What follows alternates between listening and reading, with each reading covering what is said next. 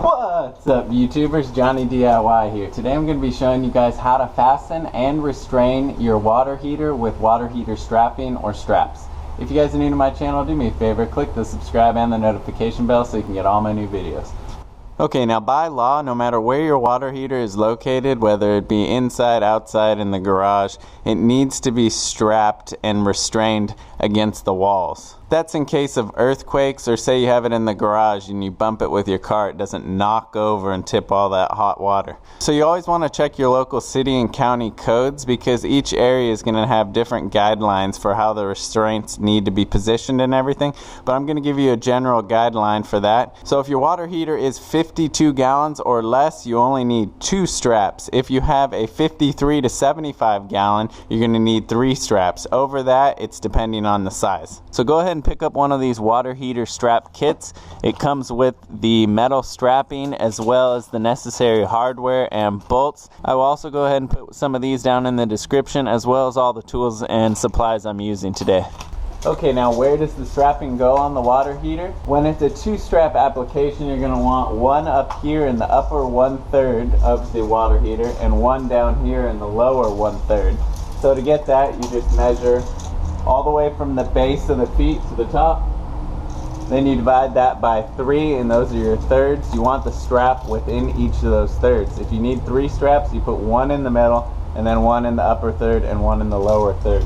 So the location of the bottom strap needs to be in the lower 1/3 of the water heater, but it also needs to be 4 inches above this control panel. So I'll just go ahead and mark above 4 inches.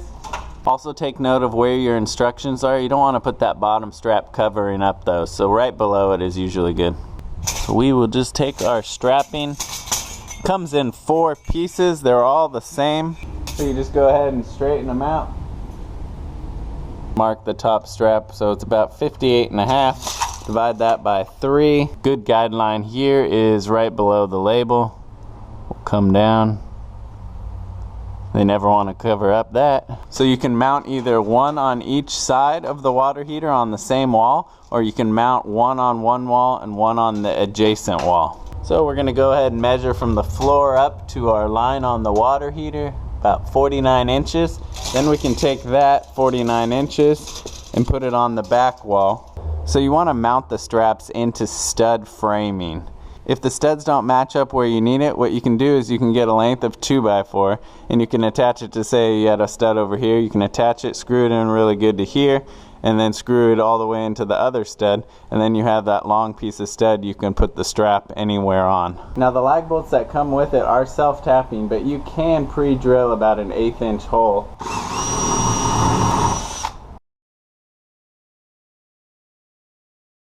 Now on these straps, as you can see, one side has a set of holes and then one side has a set of these slotted grooves. Those are going to be for the clamping side. The hole side, we're going to wrap it around. And then when you wrap it around, just go ahead and line up that back hole with the one that lines up with your hole in the wall. If for some reason your strapping is too long and you run out of these holes, it's okay. What you can do is you can just cut this with regular old tin snips and then go ahead and drill yourself another hole. Maybe you have to drill it up here. You can also cut off a little of the excess if it's really long, just a little. Or what I like to do is just fold it over in case someone reinstalls a bigger water heater and they need more strapping.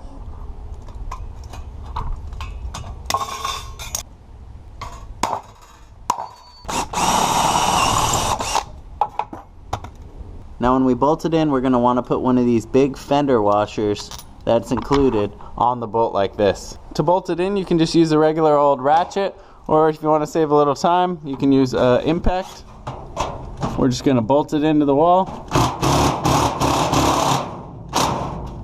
It's the same process for the bottom strap.